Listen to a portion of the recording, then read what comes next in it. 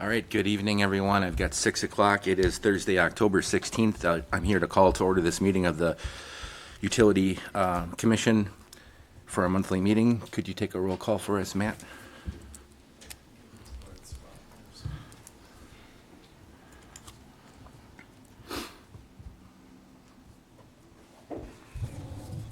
Hammer. Here. Finkler is absent. Tome. Here. Rule. Here. Andler. Here. Curtis. Here. Sanderson. Here. Thank you. This meeting has been noticed in accordance with state statutes and local ordinances. Next item is to approve the agenda for the evening. So moved. I will second.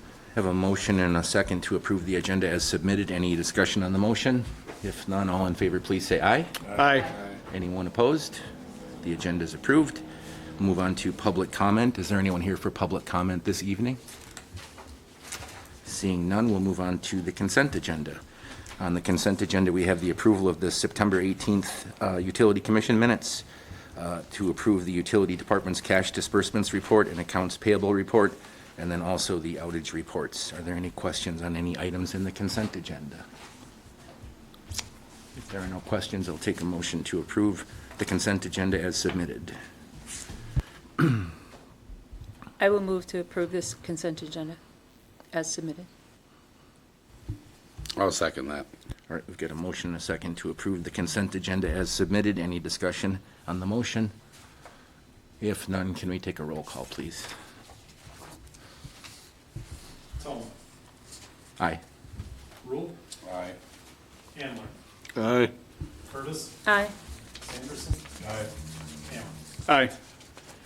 Consent agenda is approved. We'll move on to new business number 4, which is the 2025 WPPI Energy Presentation, a joint action update for member governing bodies. I believe we have a guest here to present that. Mike Peters.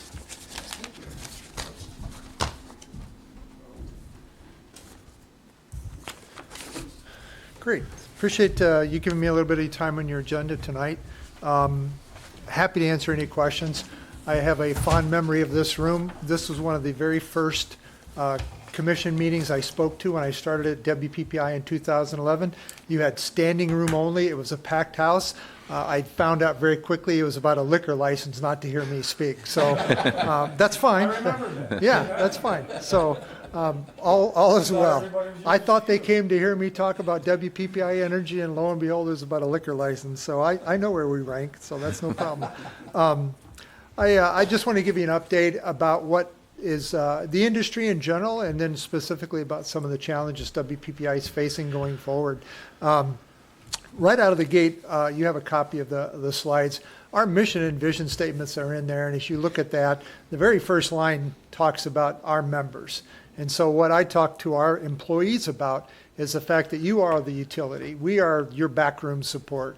You might be a small utility, but you are the ones that deal with the customers directly. We're here to support you and every endeavor that you want to pursue from a utility standpoint. But everything we do is to support the membership and your efforts to be a successful municipal utility, from our ESM services that we provide to our rate case support, our distribution services that we provide, et cetera. So everything we do is to support you. I never want to insinuate that we are, the big overseeing utility and you guys are subsidiaries. It's the other way around. We work for you. And so that is something that we talk about constantly at our office. Let's talk about our business plan. We're in a 5-year business plan, covers the years 22 to 26. Next year, we'll start the initiative for our next business plan, where we typically go on a 5-year cycle. For 2025, our big initiatives have been around power supply. We have a lot of open space or needs in our portfolio coming up in the latter part of this in 2028, 29, and then into 2030. We are about an 1,100 megawatt utility, collectively our load amongst all of our members. we need to add about 400 megawatts of generation, either through contracts or through ownership. And I can tell you, it's been the busiest year from a power supply planning standpoint, probably since WPPI was created 45 years ago. So power supply planning is taking up a lot of our time, and we will be prepared we will have the resources in place to meet our members' needs, but there are going to be some challenges going forward. The other area we're focused a lot of time on this year is transmission planning. I'll talk a little bit more about that, but ATC and the area in general is doing a huge build out of transmission, and that's going to have impacts on WPPI. And then another area that we constantly focus on is member satisfaction. We actually have an in-house working group that their actual title is Member Satisfaction and Unity, and it is all about how, and that really is how do we serve the members better. And so we're spending a lot of time on that. The interesting part about our business plan is it's a 5-year plan. Things can change. When we put this plan together in 2021, nobody said a word about data centers. It wasn't even on our radar or anybody's radar. And now it is overwhelming the utility industry in general, and specifically in Wisconsin. It is really having an impact on the industry and on WPPI, and I'll talk a little bit about that later. Next year we'll start the next business plan, and we do that by talking to the members. We don't start writing and then bring a draft to the membership. It's the other way around. We go out to the membership. We'll have about 8 regional meetings. We'll bring our members in, have a conversation. What's going on in your communities? What's your take on the industry? Where are areas that you think we can help you? And then we take that back and we then draft a business plan, and then we go back to our executive committee and our members for an overview of that plan. So our planning process puts the members first before we start telling you what we think we want to hear from our membership. So look forward to that next year. A little bit about the numbers. This is probably not new to some of you, but we were created in 1980. We started out with 23 Wisconsin members. We're at 51. That's been pretty static since the mid-2000s was the last time we added any new members. We are open to adding new members, but it definitely has to be a win-win.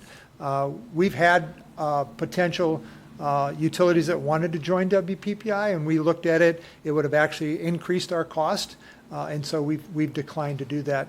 I think eventually there'll be a fit. One area where we have extended services or have worked with non-WPPI municipal utilities is our technology services. We have a very robust billing system, which you all and most of our members take advantage of. It's pretty much state of the art from a municipal utility world. And so we are providing that service for a fee, which actually generates a margin for us, which helps hold down the cost for our membership. We're doing that for, right now, I think 3 non-WPPI municipal utilities. It also gives us an opportunity to talk to them about power supply and perhaps other things. But we started in 1980. We're up to 51 members. As you know, we have that 51-member board of directors. We have an 11-member executive committee. And we've had turnover in the executive committee. We're going to continue to have turnover. We have probably 5 of our executive committee that are probably within a year or 2 or 3 of retirement. So we'll constantly see that turnover happening. Our annual budget's about $500 million. We are right now in the middle of our budget. We actually have a meeting with our executive committee next year to discuss next year's budget. I can tell you that on this next slide, stable competitive cost is really something that is a topic of discussion constantly amongst us and the executive committee. And you can look at that line graph and see that we've been pretty stable. We had a little bit of an uptick in 2022. Market energy prices doubled from what we anticipated them being, which had an impact on our budget. Although market energy prices went up 100%, the impact to our members was about a 10% increase over what we anticipated in our budget, and you can see that tick up there in 22. If you look at it on an inflation-adjusted basis, we are significantly below where we were at in 2012. I can tell you, though, we are moving into a building time period for the utility industry in general. Like I said, we need to add new generation. That costs money. There's going to be a lot of new transmission that's getting built. That's going to have a cost impact on us. Right now, for next year, we're looking at anywhere from a 5 to 5.5% increase on our average power cost. We know we will still be the low-cost wholesale power supplier. We are lower than Alliant, lower than WEPCO, lower than MG&E, lower than all the cooperatives. And so we will still be competitive because everybody's costs are going up. The drivers for our budget for next year is increased market energy price, increased transmission cost, and increased debt service cost as we have to do some refinancing and also have to pay for some new infrastructure. So although we really keep an eye on the cost, I can tell you the executive committee has a pretty sharp pencil, and we do what we can to manage those costs, but we are in an increasing cost environment.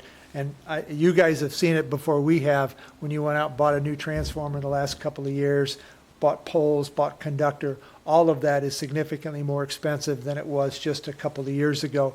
That's now starting to hit us. We haven't had to add new resources, but now that we're entering into that, it's going to have a cost impact for WPPI. One of the ways we do manage our cost is diversity in our portfolio. So 90% of our total cost is power supply. Whether it's an asset that we own and we have debt service cost, or it's the fuel, the depreciation, the taxes, O&M, et cetera, or purchase power costs and transmission. All of that combined is about 91% of our total cost.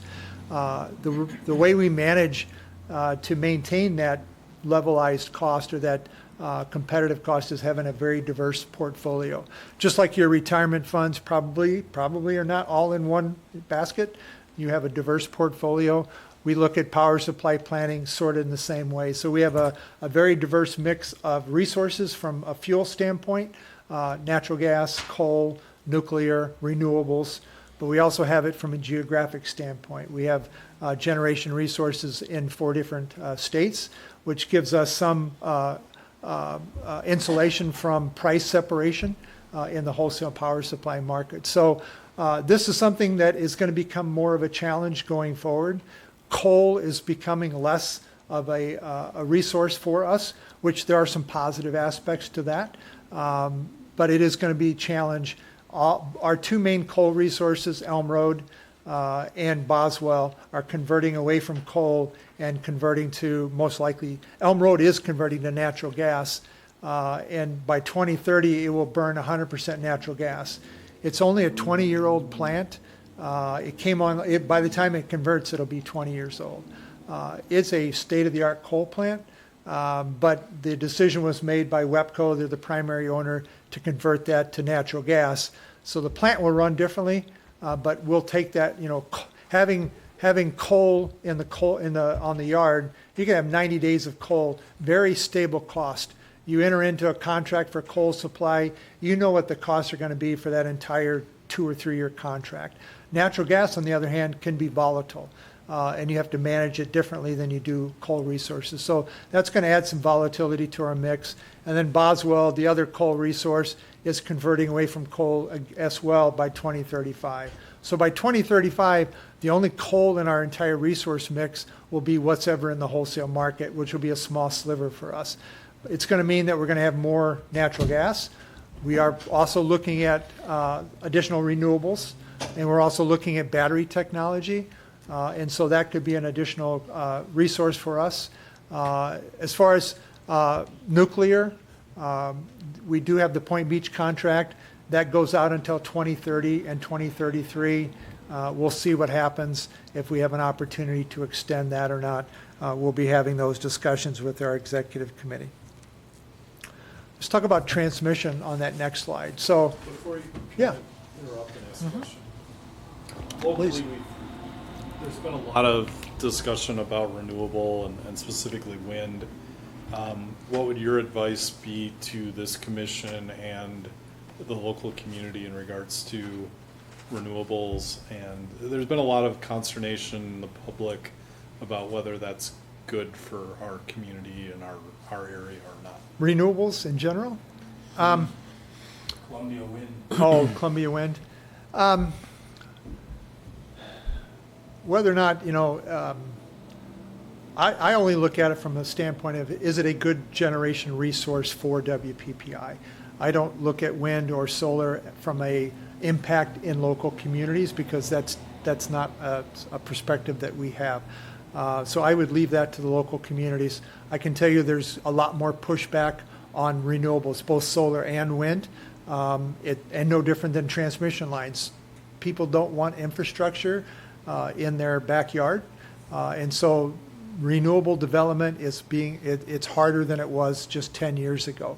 From a resource standpoint, it also is changing.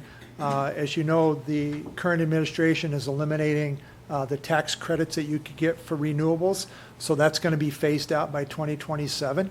The price of renewables has gone up significantly, even with the tax credits. We did Point Beach Solar, that came online in 2021. We signed that contract in 2017, and it was an extremely aggressive contract at the time that we signed it. Matter of fact, they couldn't have built it when they signed that contract. They were counting on the price of solar to continue to drop, and it did when we signed that contract. I can tell you today that same 100 megawatt solar array would cost WPPI about $25 to $30 a megawatt hour more than what we paid for it. And so we have a 20-plus year contract for it, and it's a great resource from an energy standpoint. I think with the elimination of the tax credits, you're going to see a lot of the renewables that were planned not get built. We had a meeting with the Mid-Continent Independent System Operator earlier this week. They were in our office. We met with them. They said they think there's about 120 gigawatts of generation in their connection queue. So if you want to connect a generator to the bulk electric system, you have to get approval through MISO to do that. And so MISO, they have about 120 gigawatts, which is a staggering amount that's in the queue to get connected. And they're anticipating that 30 to 40% of that is going to go away, because it was being developed based on tax credits and speculation. Without the tax credits, it's going to go away. So you're going to see less renewables get built, whether it is wind or solar. And so we'll see what happens. We continue to look at it. If it's a good resource, we'll add it. But whether it gets sited locally or not is another issue. So, While you're on the topic, yeah. have you ever heard anything like cold fusion? Cold fusion, yeah, I've heard or of. Yeah. zero point energy? We're familiar with fusion, which is different than nuclear, which is fission. Well, no, this is the third tier. I mean, there's Yeah. fission, there's fusion. This Yeah. is a cold fusion thing that I don't quite understand it myself. But there are a lot of people out there talking about actually putting a unit out this year. That would Yeah. power a house. We'll see. Okay. Yeah, You don't know. I'm not familiar right. with that type of generation. It is, if they're talking about home-sized units, it's probably not something that would be scalable for utility size. So I'll ask, we have engineers on staff that track a lot of the newer technology more than I do, but I'll touch base with them and see what they know about it. Let's talk about transmission. So over the last couple of years, MISO has been doing long-range transmission planning. And a couple of years ago, they announced a build-out of new transmission in excess of $10 billion in the MISO footprint. Last December, they announced another, I think it was upwards of 20-plus billion. So we have over $32 billion in new transmission that's being built in the northern MISO region. ATC, the American Transmission Company, when they started 24 years ago, they were a $500 million company based on assets. It took them 24 years to get to about a $7 billion company, which they are today. In the next 10 years, they're planning to add between 10 and 12 billion in new transmission. So you can think about how long it took them to get to 7 billion. They're going to almost double that in 10 years. And it's all around the need to replace existing transmission that is old and needs replaced, but it's also a lot of new build transmission. The generation systems are changing, so that renewable is more dispersed instead of having one big generator like Point Beach Nuclear or Elm Road, where it's in one location and you build transmission out. Now you're seeing dispersed generation being a bigger part of the portfolio. So you have a bunch of smaller generators like wind farms, like solar farms. And now you have to build transmission into those areas in order to bring that power into the load centers. And so we're building more of that transmission. We like transmission. It does help stabilize and gives us more resources. And it does make sure that you have the ability to dispatch the most cost-effective generation. It could be renewables, it could be a gas plant, it could be something else. But the more transmission you have, the more options we have as a power supplier. So, however, it's going to cost money. Typically, so ATC, when they build new transmission, they pay for it they get two sources of funds. One is debt, so they issue debt. The other is capital calls, voluntary capital calls. They basically ask the owners. We own 6.7% of ATC. So they ask all the owners to contribute on a quarterly basis their estimated need for capital to build new transmission. Typically, our capital calls over the last 24 years averaged about $4 million a year. Some years higher, like 7 or 8, some years nothing. But on average, about $4 million a year. Our margins on an annual basis is about 12 to 13 million. So we could fund our capital needs for ATC out of just our normal rates. We didn't have to add cost to our rates in order to meet our capital calls. That's changed and is changing. This year, our capital call was $15 million for 2025. And as I said, our margin's 12. So what we did to make this year's capital call is we used all of our margin from last year, and then we also have dipped into this year's margin in order to meet the capital calls. Next year's capital call is estimated to be $26 million. We could meet that with rates, but that means we have to raise our rates by $26 million in order to do that, and we're not going to do that. So we are looking at some borrowing strategies so that we can, it's cost effective for us to borrow. We do get a return on our investment, and that's going up as well. And so we will continue to meet those capital calls for the next 4 or 5 years. But it's going to be an every year discussion, because I think there will become a time where the executive committee may decide, you know what, we have enough transmission investment that we don't want to continue to make them, or we might make less than all of them. So, but it is going to have a cost impact because we do need to borrow money, so we'll have additional debt service. We do get a return. Right now, that return that we get from ATC, roughly $12 million a year, that money goes directly into reducing our wholesale rates, and so we return that through a lower wholesale rate to our members. So we do get a benefit from owning the transmission system, as opposed to just, we'd pay the same rate whether we owned it or not, but by owning it, we also get the return, which allows us to reduce our rates. So transmission ownership has been a good thing for WPPI. Any questions on transmission? If the, let's see, you said that it seemed like Renewables with the solar and the wind farms are, the demand is going down because they don't want the visual aspect of it. How are you gonna increase transmission when that's such a visual I would part? say on the renewable piece, I'm not saying there's more opposition than there was a number of years ago. Right. It's still getting built. There will still be additional renewables, but there is more opposition. It takes a lot of time to build a new transmission line. Obviously, the existing lines that are being replaced, that's a different story. Those are a lot easier because the line's already there. You're just Right. replacing an old one. The new build-outs can take, some of the new lines that ATC has worked on over the last 4 or 5 years took, well, actually longer than that, took 10 years to build. From the time of getting, saying go to the time you energize the line could be 10 years. And I would say 3/4 of that time was getting permits and right-of-way because of opposition. Yeah.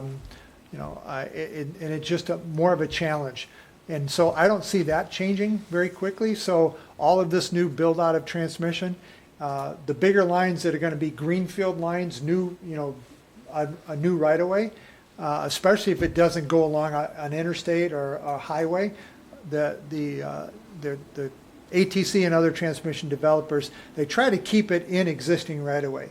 And if they can't go there, then they try to go next to other infrastructure like railroad or like interstate highways, because that's not, somebody's backyard.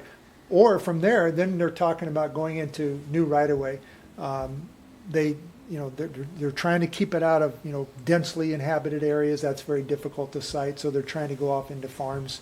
You have to avoid wetlands. You can't build in wetlands, or if you do, it's very expensive. That's a challenge. So you're right. There's opposition to it, but it's part of the process. That's why it takes 10 plus years sometimes to build new transmission. That does add to the cost. It simply does add to the cost. I already talked about where we're going with a power supply.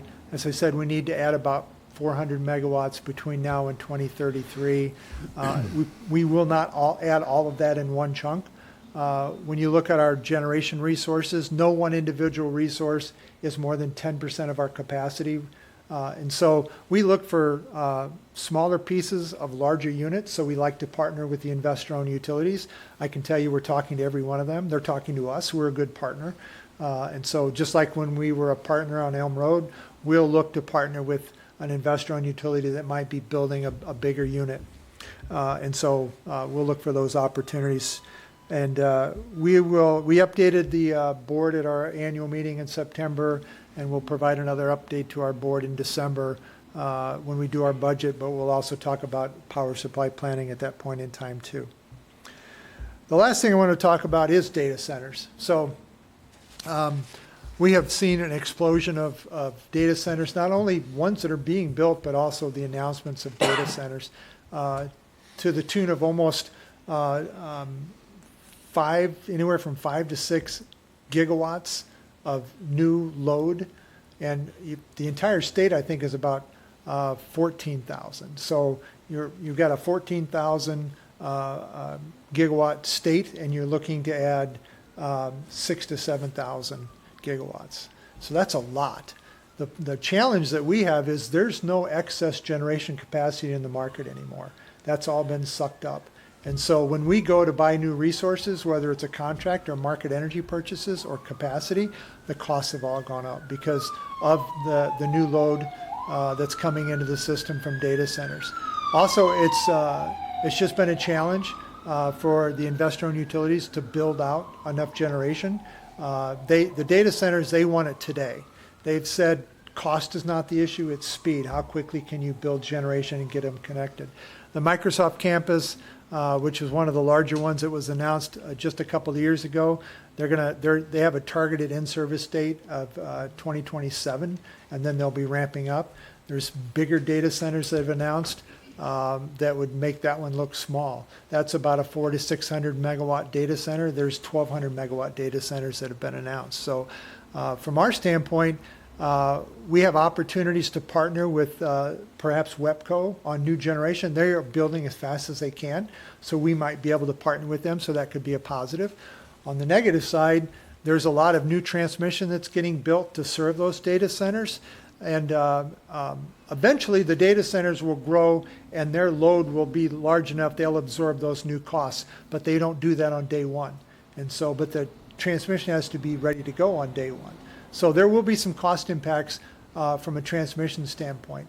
10 years ago, transmission costs were about 13% of our average power cost.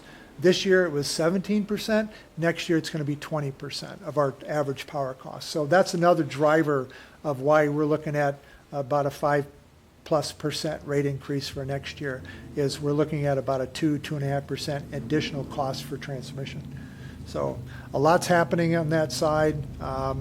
We have been approached. I would say half of our membership have been approached by potential data center developers, and some of them are very large, 200-300 megawatt data center. You think about a municipal utility that might be, say, the size of Columbus, 20 megawatts, and somebody wants to put a 200 megawatt load in the city. The smaller data centers, we can do those. If they had a 5, 10, 20 megawatt data center, we could do that. We've got customers that large. That's definitely something that we can handle. 200 to 300 megawatt data center would be a challenge for us. So we're looking at how can WPPI design a rate that would allow a member to serve a data center, but protect the other members from the risk. You build a resource to serve that load and it goes away. I think there's going to be a shakeout at some point. All of these data centers are going to get built. I can't imagine in 5 to 10 years, maybe I'm wrong, but I think there's going to be a bit of a shakeout. So you could have a data center that gets built and all of a sudden you built it for 300 megawatts and it only became 50 megawatts, but you've got the resources there to serve it. That's a cost issue. So we're looking at how can we serve, or how can we design a rate that allows a member to serve one of those, but doesn't expose the rest of the membership to the risk of that data center not materializing like it was planned. So it is something we're talking about constantly right now. I've taken up enough of your time. Be happy to answer any other questions you have. So on data centers, Yep.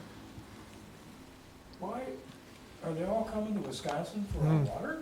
They Is this are. happening everywhere? They are happening everywhere. There actually was an article in today's, I think it was Wall Street Journal or New York Times, I can't remember which, but the big issue, and it's happening across the country, is sort of a Wild West on power supply, because a lot of data centers, the incumbent utility can't move fast enough, so they're building their own generation. But they're doing it to bridge until the utility can then build their own and connect.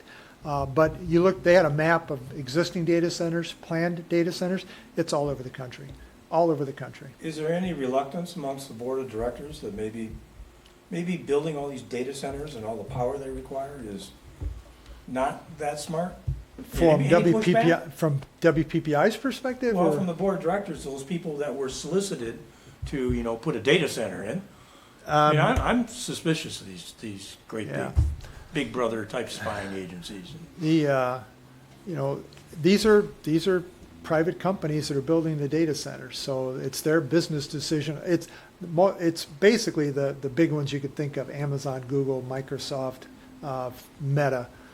Those are the ones that are building Is out the anybody data saying no centers. to them? They actually have. Caledonia was Microsoft was trying to put a data center there. That just happened. Over by Milwaukee? Yeah, Okay. that just happened in the last month or I two. saw that. And they said no. If you look at Charlie Behrens is out there, if you've seen his videos opposing data centers, he's got some Manitowoc Minute pieces about opposing data centers. That's resonating as you would think it would in Wisconsin. So they had 200-300 people show up at the Caledonia City Council meeting pushing back against citing a data center. Microsoft said, thank you, we'll go someplace else. And they will. They'll find someplace else. So, yep. So some communities are looking at it. It is a challenge. They need a lot of water. They need land. They need electricity. They don't bring a lot of jobs. So They do pay an electric bill. they do. Yep.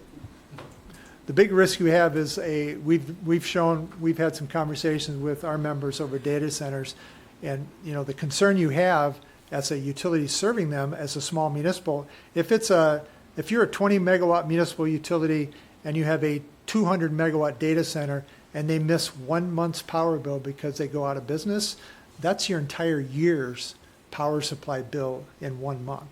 And most municipal utilities don't have that kind of cash reserves because you'd still have to pay the bill. So credit risk is an issue. You want guarantees. It's one thing to get a guarantee from Microsoft. They got more cash than anybody. And so that's one issue. Who are you dealing with? So we have been working with our members. If you do get contacted, Chelsea knows this as well as anybody. If you do get contacted from a developer, bring us in right out of the gate. We've been dealing with these entities, and so we know what to ask, and we know what to ask for to see whether or not they're just kicking the tires or they're serious. So, all right. Well, thank you for giving me time on your agenda. appreciate the relationship we've had with Columbus forever and hope it continues. So, thank you. Thank you, Mike. Thank you, Thanks, Mike. Mike.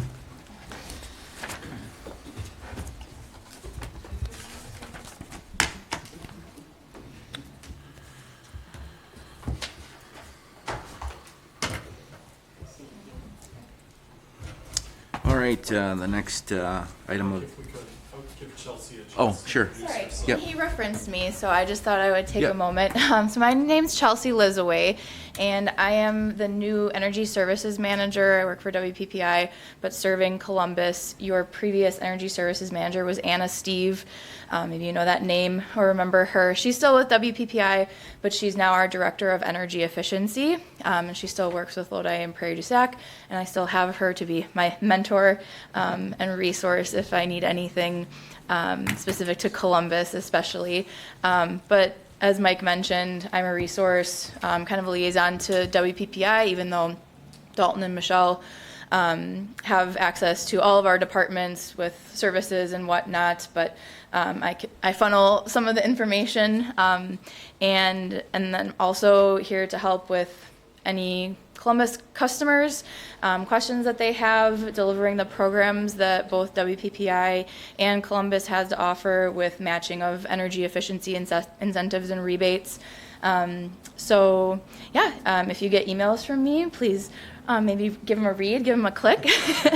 And yeah, I don't know if you have any questions for me at all. I am more local. I live in Fall River with my husband and 2 sons, just outside of Fall River. I'm originally from Eustis Ford, so a little bit locally grown. I remember coming shopping in Columbus with my grandma right on Main Street. I don't remember what the store was called, but I feel like it was right next to where the pharmacy is now. Was there some sort of department store there at some point? J.C. Penney was here. That's what I thought it was, but I couldn't imagine a J.C. Penney, and I ran up the stairs in my little clicky-clack shoes, so. That was it. Yeah. Yeah, any questions for me? You gonna come to our meetings? I mean, I can if you need me to, if you'd like me I don't know to. if we need it, I was just wondering. I mean, I'm available to, especially if there's anything on Yeah, the I know agenda. who Anna was. Yeah, Before that was Jim Sheebley. and I have met with Jim now, actually. You know, but- they come down on a semi-regular basis. Yeah, absolutely. Absolutely. Just Keep so us- you know, you've been with WPPI how long? Yes, I've been with WPPI for a total of 4 years, actually. I've been in the ESM role for about 6 months now. I started in the power supply department, so much of what Mike talked about was my wheelhouse. I was a operations analyst working with that team, so do know a lot from the power supply perspective. But I also used to be a high school math teacher. I have the gift of gab. I felt like transferring over to the services side of things. So yeah, happy to still be with WPPI, but now out in the communities. Thank you, Chelsea. Yeah, thank you. Welcome.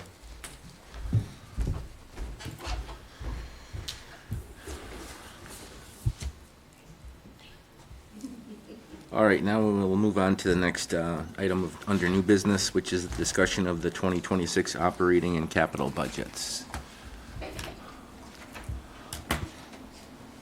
Evening. Hi.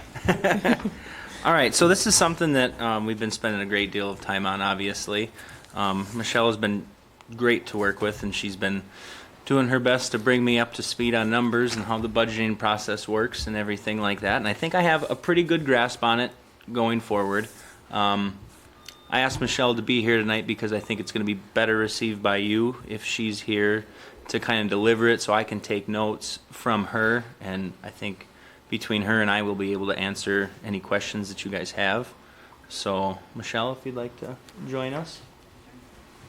You can come sit here if you want. Do you want this? Do I want one? The- They have that in their Okay, packets, all right. so we don't need that The only thing is, it's helpful for anybody who is watching at home. one. Oh, there you go. So I'd like to start out with the first page. We've all been through the budget process year after year. Utilities don't have major changes unless there is something specific maintenance-wise that happens uniquely, which in some years it does. So if you look at the first page, I just did a little summary of things that are going on. Our current rate cases for electric, water, and wastewater, and you'll see as those are implemented, both you'll see in the 25 expected and also then the 26 budget. Oh, I see, there's a typo, there's no number 2. The 2026 budget prepared is with an 8% increase in dental and 10% in health insurance versus 2025. But I just recently found out that it's going to be 8% for health insurance, it's going to be 0% for dental and vision. But we do have staff members that are switching up their policies, either adding or changing them, and doing a rough numbers check. I think it might even out. I will get into, more detail to refine that, I think, but the numbers that we have in the budget are pretty close.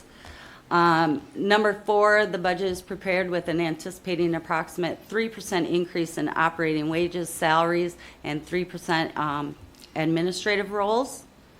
Number 5, it is our AT&T charter pole attachments are increased by 3%, and that's per the contracts that we have.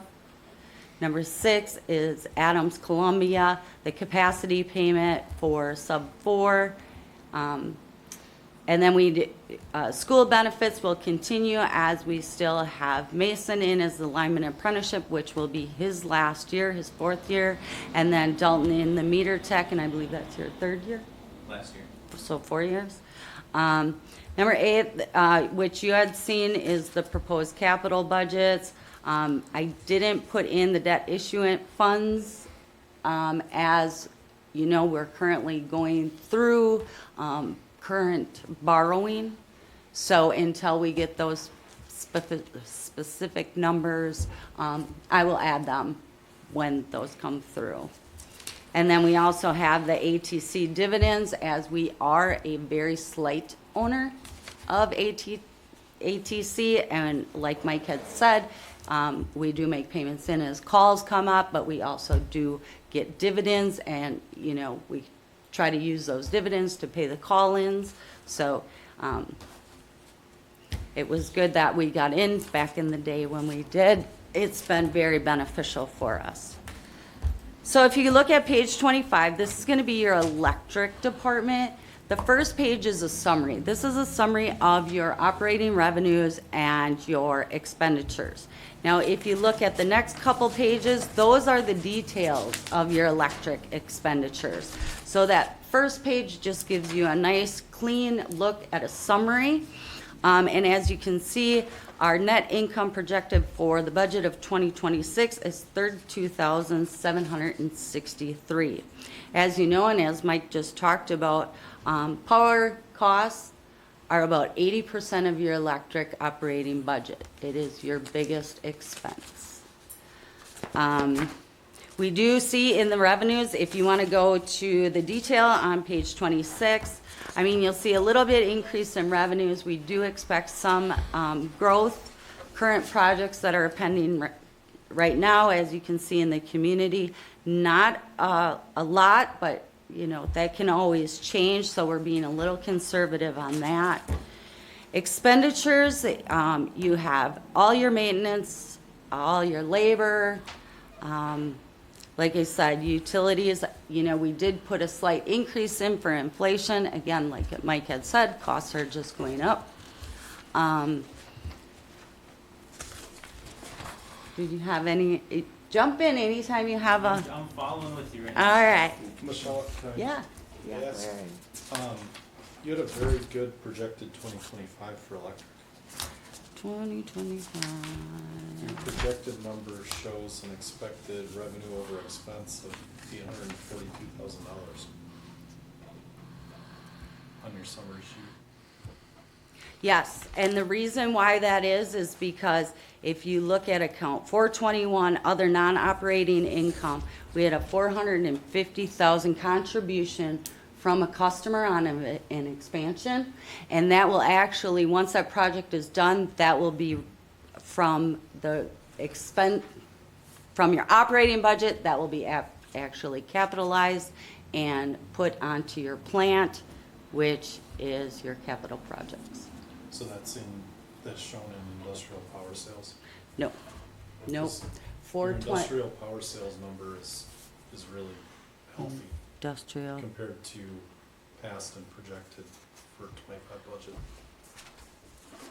And that was an increase in, so we have 3 industrial customers. And that is the projected increase from the last couple. So what we do, so we take the actual. Yep. And so they have, certain ones have increased production.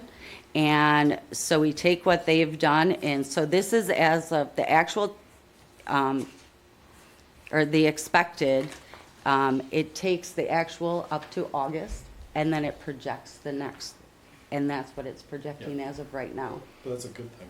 It is, absolutely. So that, those are more, like I said, formulas. We have the actual up to August 30th, so September to December is actually projected. And again, it's just that formula projecting the next 4 months. And, you know, like Mike had mentioned too, things can always change. We can only go with the information that we know right now. Did that answer your questions? Yeah. Okay.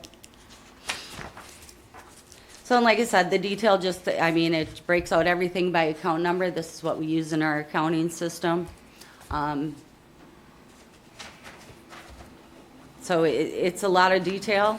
It's a lot of breakdown because we break down not just the outside, you know, costs for materials and supplies, but the labor.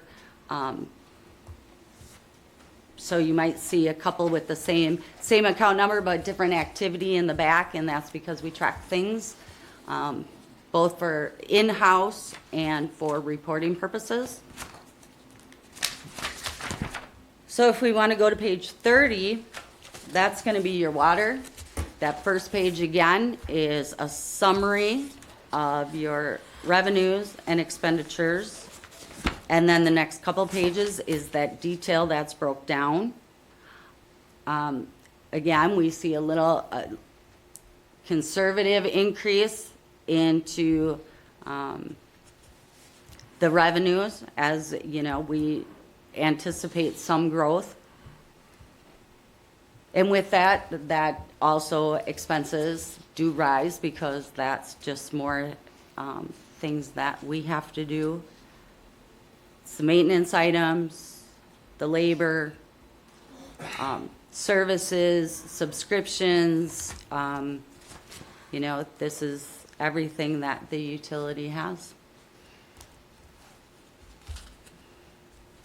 And as you'll notice, the departments, you know, certain things look alike, and that's, we try to keep them, you know, similar.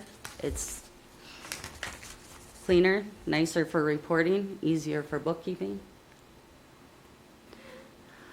So we anticipate a net income for water at the end of 2026, $460,000 and $460,812. This does, and you'll see that increase, that's because we'll have a full year of that new rate. We did a simplified rate, which gave us an additional 3% for water. And that was effective September 1st, 2025. So we'll actually, like I said, see a full year with that new rate. I have a question. Absolutely. On page 30, under operating expenses, it seems like there's a Operating expenses, yes. a dramatic decrease under transmission and distribution expenses. It looked like the budget amount for 2025 was $332,000, but the budget for 2026 is $133,000. So I can't, the budget for 2025, I can't really comment on. That wasn't a number that I anticipated, so I'm assuming the previous director had a thought of something major going into that. That's why that number was budgeted for, but as you can see what's expected for 2025, We're at 142,000. I think at the time there was a process change being looked at, which did not take place. Okay. And after talking with lead water operator Jake, you know, we go over those numbers, and he wasn't anticipating any large change at this point. Thanks. You're welcome. Any other questions? I know it's a lot of numbers, and like Dalton said, we work very hard. We look at past trends, we look at current pricing. You know, we try to get a lot of quotes and actual numbers to come in, so we know exactly where we're at to get these numbers as close as possible. So if we move on to page 34, and this is, again, that summary of your operating revenues and expenses for wastewater. So, let's see, when was that? I forget. So the wastewater rate increase went into effect April 1st of 2025. And as you know, it was a 56% increase. So this put wastewater back in a very good position. So you'll see that increase. Next year will be a full year with this new rate and a little bit of growth. That was what was taken into effect when doing the revenues. If you look in the expenditures, you know, again, they're following that trend.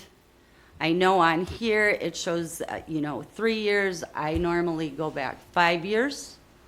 I look for any uniqueness. Again, with Dalton and lead operator Peter, you know, we talk about, is there anything unique that's going to happen? That has to be a maintenance, not a capital project, but a maintenance item. And we make sure to incorporate that in these numbers. So we're expecting a net income of 1.981580 for a net income. I don't want this number to not confuse, because that is the actual number. But here's one thing that is not listed in the budget, is that your wastewater department has significant borrowing. And so with that, they have 4 revenue bonds, 1 general obligation, and 1 clean water fund.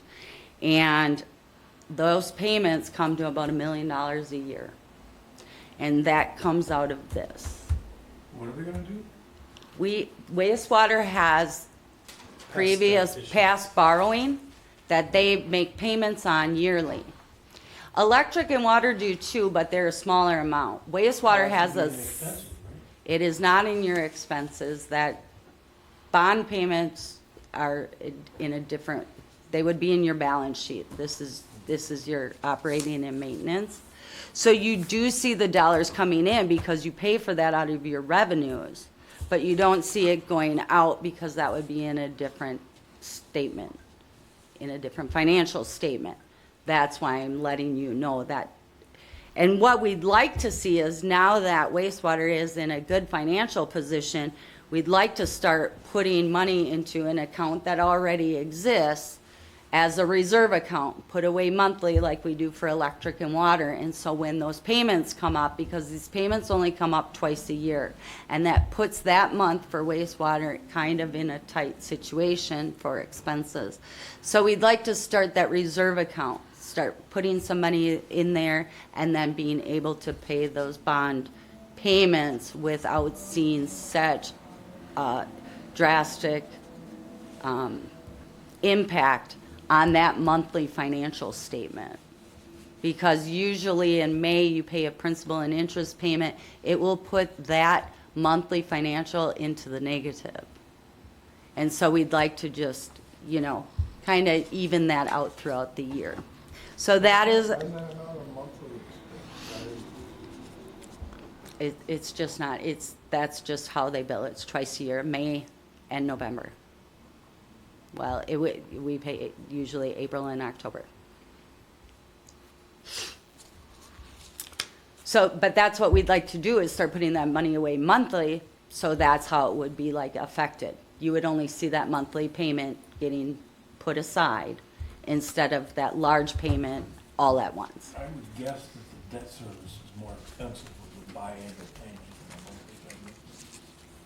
That's speculation. I don't know. Like I said, that's just how they were set up. Other than that, again, the expenses, you're gonna see a slight increase for inflation, just, you know, costs in general, services, subscription, materials, and then labor. As we move on, page 37, you had seen this draft before, and I believe last month. We are getting more numbers come in every day, so this will be updated. It will be minorly tweaked, because we had good numbers to start with. We're just getting those quotes that we'd like to get settled in. So it really hasn't changed that much or fluctuated, and through all of the budget and the capital, I don't see it. I think there will be minor changes. I don't see anything major coming. We'd like you to look over this. I know it's a lot of numbers. If you have any questions, I'm happy to answer them. If you have them after you leave tonight, I'd be happy to answer them. And we'd like to bring this back to November's meeting with any changes that are suggested or changes that we might have for your approval, if that is reasonable to the commission. Should we anticipate another rate increase if we're gonna do $6 million worth of electric work? Yes. Yes, not next year. So when we do electric work, so when we go in for a rate case, so we're gonna borrow that money, we're gonna do the project. The project needs to be energized for us to earn from it and to put it into our rate application. So we would be looking more at 2027 for an electric rate increase or adjustment. 2, 3, 5, 10%? We can ask for whatever we want, but Public Service Commission will tell us what they will allow us to have. But I think the key there is, and what Michelle's saying is, you have to have it implemented, paid for, up and running Correct. before you're going to get any relief from PSC in terms of paying for it. It's a very kind of delayed process. Yes, I got that part. yes. The question was like, looking forward 2 or 3 years, I mean, what kind of rate increases might we be looking at? Big ones, small ones? Medium Small. ones? Smaller. You know, 3 to 5 maybe is what I would anticipate just from seeing what others have been receiving. And I think one of the things we've talked about previously, and Jack, I don't know if you were here then, is the idea of going more frequently for smaller increases than waiting and hoping to get a larger increase. I think what you've seen from other communities is the ones that are going more frequently tends to have maybe less of a long-term impact, and that you're able to try and better keep up with rising costs. I absolutely agree.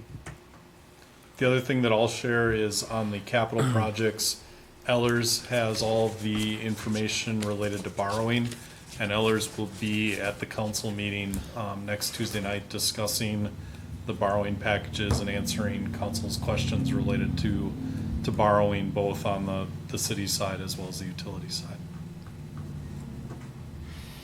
And I will ask the question about monthly payment versus twice a year payment.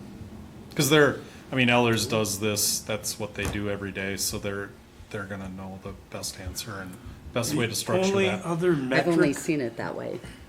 the only other metric I ever saw that told us whether we're charging too much or not charging enough, was a comparative ranking of all the different municipal electric utilities, all the different water utilities. Yeah, that was. I don't know where that information is nowadays. It's on the Public Service Commission website, yes. All right. You can still get that information. I know, I used to present that at least once a year to you all. Because when you, if you're doing regular increases, for people coming off the street, they don't know. Are you charging me too much or not? How do you know? Correct. So you look at everybody else. Michelle, correct me if I'm wrong or not, but I think that information was in their packets. It was either June or July. It was very recently on the comparative rate, Yep, at least for electric. I don't know if water or wastewater were there, but I know electric was. yep. It was, I remember gathering that information at that time. I don't know if I have a question, but I'm trying to understand better with the large bubble with the wastewater revenue, as you Yes. pointed out. Yes. That doesn't seem to be an issue with the other utilities. Is that a requirement through the PSC that those funds are set aside into a designated account for the debt payments there? Or So it is not a requirement, but wastewater is not regulated by the PSC. Yep. Water and electric, I mean, it's always a suggestion and it's a good business practice to, like Jack's saying, that monthly expense, it kind of evens it out over the year. So us putting it aside and then making that large payment, it's a less of an impact. You only see that monthly, set aside dollar amount, so. I guess I'm surprised that we hadn't always done it that way. Well, I don't For know. electric and water, we have, but they haven't had the large borrowing that wastewater has. But the other piece of this, and we've all experienced this year, is we're only in the second full year of wastewater being with the utilities. And prior to that, there was a different methodology because the city has funding. When wastewater was under the city auspice, the city gets most of its revenue in the first month of the year.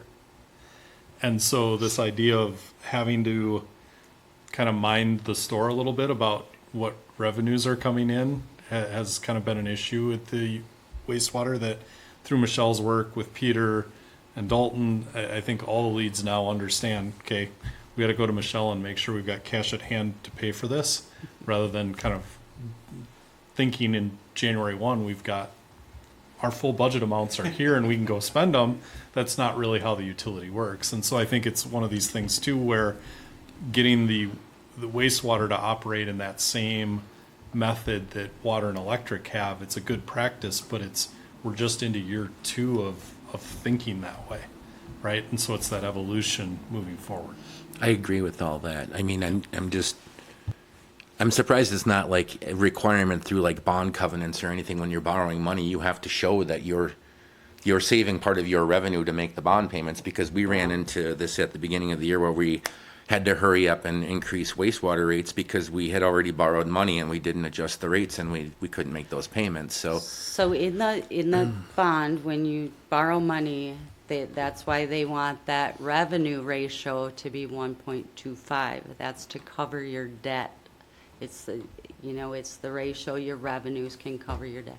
You do need to set aside, it used to be either the largest payment or the last payment. And so we do have those in CDARs because revenue bonds are 20 years and we just, keep, so we are required to have that money set aside. And like I said, that ratio for the debt coverage is supposed to make sure that you have the revenues to cover your borrowings. well, the set aside fund is for 6 months or a couple months or whatever. But yeah, I'm just surprised that it wasn't a requirement, but maybe that's because it's wastewater, et cetera. So yeah, I think that's something we should probably do right away, because it'll even out the numbers as well if we're accounting for that monthly, as opposed to seeing a number like this during, the budget. So Absolutely, I agree. would that be like a designated account then, or? So we do already, we don't have to open a new account. We have an account that Crystal had transferred some funds out of, but instead of closing it, we left it knowing that this is what we wanted to do eventually. So it would be designated just for those bond payments Okay. or debt payments. Great. Thanks for the help so I understand everything. Oh, you're very welcome. Like I said, I know it was a lot of information. If you have any questions, do you have a question? Thank you for putting it all together, and you're right, there is a lot of information there. Absolutely. As you put the budget together this year, is there anything that makes you uncomfortable or wishing that it was different, I guess, is an awkward way to ask that question? I don't think that there's anything that stands out like that. Like I said initially, we've put quite a bit of time over the last few months into this, and we've hashed it out with engineers, internal staff, consulting other people. Like, I think we've spent some good time on this, and there's nothing that really stands out as not needed, scary, anything like that. Great, thank you. No, what would be uncomfortable if that was a negative and it. We always try to make sure that doesn't happen. Thank you. You're welcome. I would just share two things from a council perspective in recent discussions through the budget process. We started with a 3% cost of living adjustment for city staff, and that's moved to a 2.5% in the kind of the current version of the budget. Additionally, we've created a line for a merit pay program and or salary adjustments as we're working on trying to benchmark our positions with some comparative studies that have been done and looking at where we need to make some adjustment. So we've kind of given ourselves, we need to develop a policy on what the merit pay program's like and what the salary adjustment process looks like. But rather than go the full 3%, I think there was comfortability at the 2.5% and then creating this additional fund. That may be something that the utility commission wants to look at, or the council may say, we want the utility to kind of do the same, but I think that'll have to play out as we go through the process. The other thing of note is there's been a lot of discussion recently about stormwater utility, and I think there's going to be further discussion. I don't think that it is going to be part of the 2026 budget, but I anticipate that there's going to be a workshop, and it may be something where it would be a workshop that I think we want to invite the utility commission and council to come together and talk through. But the idea of maybe starting to fund a stormwater utility at some point in 2026, to not do a full year, but a partial year. And I think a lot of that discussion has been specifically about the need to fund capital projects from stormwater and maintaining flexibility in our borrowing for street projects and the facilities, the other things the city needs to do, and creating a funding source specific for stormwater. So, more to come, but just kind of adds up. Yeah. But a joint meeting is definitely the route to go, so. I would agree.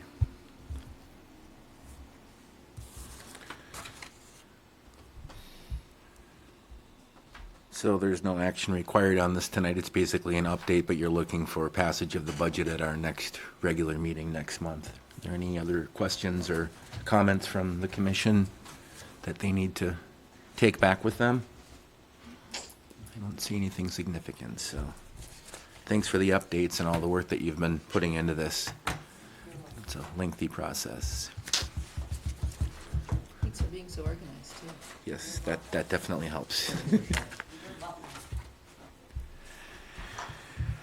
All right, unless there's anything else, then we can move on to reports. We have a list of goings-on in the utilities department in our packet. And also saw some familiar faces in the live lines again. Looks like Joe and must have been the WPPI meeting. It was the MUW Okay. district dinner. Okay.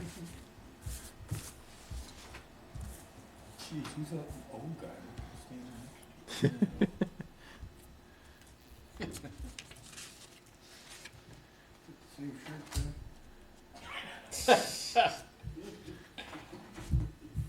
Dalton, did you have anything specific you wanted to speak on at all? I think just most notably, we'll start at the top at the electric department. Our big focus lately has been the hospital project with reconductoring the circuit around. There's been a bunch of different change orders through the project just to accommodate timelines. Weather has been a thing.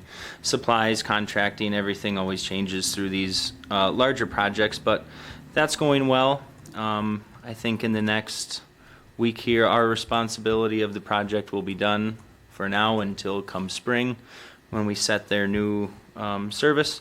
We'll be starting the new Cardinal Heights service for specifically the apartments on Monday. That should be a 2 or 3 day process. And then again, there'll be a little pause until they get the housing laid out.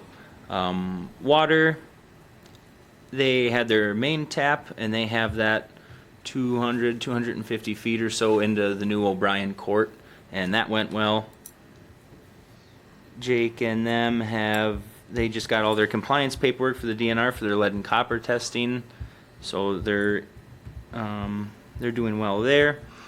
Wastewater's, I think, biggest thing to note is the lining of the sewer here that's been taking place over the last couple weeks.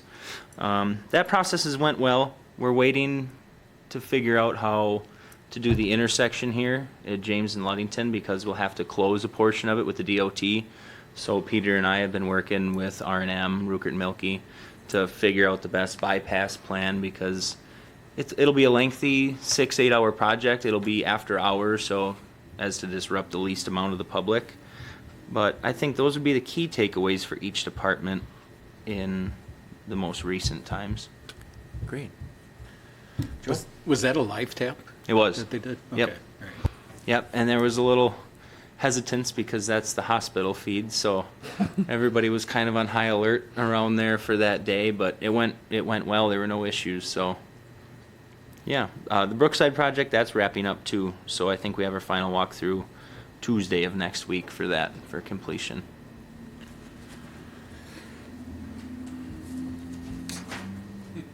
All right, is there anything else? We don't have Molly here this evening, so someone else is going to have to. Yes. Go on, Reagan. I'll make a motion to adjourn. Second. All right, we have a motion and a second to adjourn. All in favor, please say aye. Aye. Anyone opposed? We stand adjourned. Thank you.